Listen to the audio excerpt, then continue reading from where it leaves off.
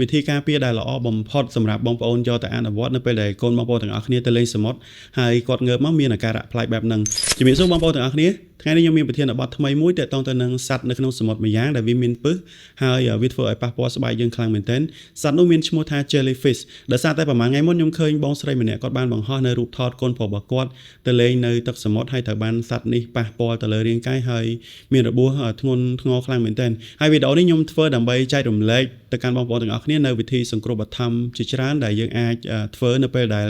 កូនរបស់យើងគាត់ប៉ះនៅសត្វហ្នឹងឬក៏នៅពេលដែលយើងឃើញគាត់មានអាការៈប្លែកនៅលើស្បែករបស់គាត់ហ្នឹងរាល់ពេលដែលកូនរបស់បងប្អូនទាំងអស់គ្នាងើបចេញពីសមុទ្របងប្អូនទាំងអស់គ្នាត្រូវសង្កេតមើលទៅលើរាងកាយរបស់គាត់ថាមានក្រហមឬក៏មានឡើង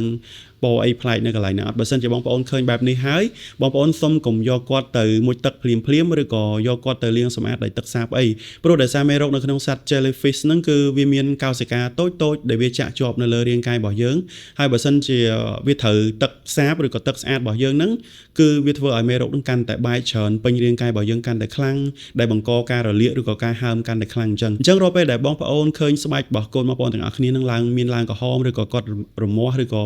យំអីហ្នឹងបងប្អូនកុំយកគាត់ទៅមុជទឹកសាបអីបងប្អូនអាចយកគាត់ទៅចូលទឹកសមុទ្រហើយលាងសម្អាតដោយទឹកសមុទ្របន្ថែមឬក៏មួយទៀតវិធីការពារដែលល្អបំផុតមួយទៀតហ្នឹងគឺយើងត្រូវយកទឹកខ្មេះឬក៏ទឹកក្រូចឆ្មាអីដើម្បីយកជូតនៅកន្លែងដែលមានក្រហមហ្នឹងហើយបើសិនជាបងប្អូនមានទឹកកកបងប្អូនអាចផ្អឹមទឹកកកឲ្យគាត់ទៅដើម្បីការពារកុំឲ្យហើមព្រោះដូចបងប្អូនឃើញនៅក្នុងរូបភាពហ្នឹងអញ្ចឹងនៅពេលដែលប៉ះជាមួយនឹងជាតិពុលមួយហ្នឹងគឺវាធ្វើឲ្យស្បែករបស់យើងឡើងរលាកហើយពេលខ្លះអាចនឹងដល់ហើមថែមទៀតផងតែនេះគឺជាវិធីការពារដែលល្អបំផុតសម្រាប់បងប្អូនយកទៅអនុវត្តនៅពេលដែលកូនបងប្អូនទាំងអស់គ្នាទៅលេងសមុទ្រហើយគាត់ងើបមកមានអាការៈប្លែកបែបហ្នឹងវិធីការពារយើងក៏មានដែរបងប្អូនរាល់ពេលដែលកូនបងប្អូនទាំងអស់គ្នាទៅលេងសមុទ្រគឺតម្រូវឲ្យយើងពាក់ឈុតហែលទឹកប៉ុន្តែខ្ញុំជឿថាបងប្អូនទាំងអស់គ្នាប្រកាសជាមិនចំណាយលុយទិញឈុតហែលទឹកហើយកុមារក៏គាត់មិនចង់ពាក់ឈុតហែលទឹកបែបហ្នឹងដែរអញ្ចឹង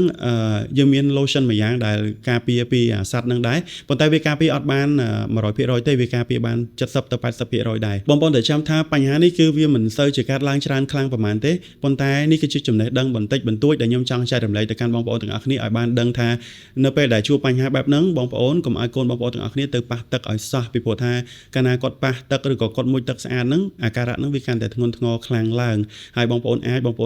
រកទឹកខ្មេះឬក៏ក្រូចឆ្មាច្បាច់លាងរយៈពេល30វិនាទីបងប្អូនអញ្ចឹងវាជួយកាត់បន្ថយនៅអាការៈរលាកឬក៏អីហ្នឹងបានច្រើនខ្លាំងមែនទែនពីព្រោះថា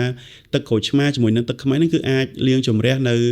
បាក់តេរីដែលជាប់នៅលើស្បែករបស់គាត់បានខ្ញុំដឹងថាមានបងប្អូនមួយចំនួនធំដែលគាត់បានដឹងពីវិធីការពារឬក៏វិធីសង្គ្រោះបឋមបែបនេះហើយខ្ញុំធ្វើនេះគឺខ្ញុំធ្វើចែករំលែកទៅកាន់បងប្អូនមួយចំនួនដែលគាត់មិនទាន់ដឹងមួយរយៈពេលក្រោយនេះបញ្ហាកើតឡើងលើកុមារដូចជា virus ដូចជាអីហ្នឹងគឺកើតឡើងច្រើនខ្លាំងមែនទែនអញ្ចឹងខ្ញុំសូមសំណូមពរឲ្យប៉ាម៉ាក់ទាំងអស់គ្នាចូលយកចិត្តទុកដាក់តាមដានអំពីសកម្មភាពប្រចាំថ្ងៃរបស់កូនដើម្បី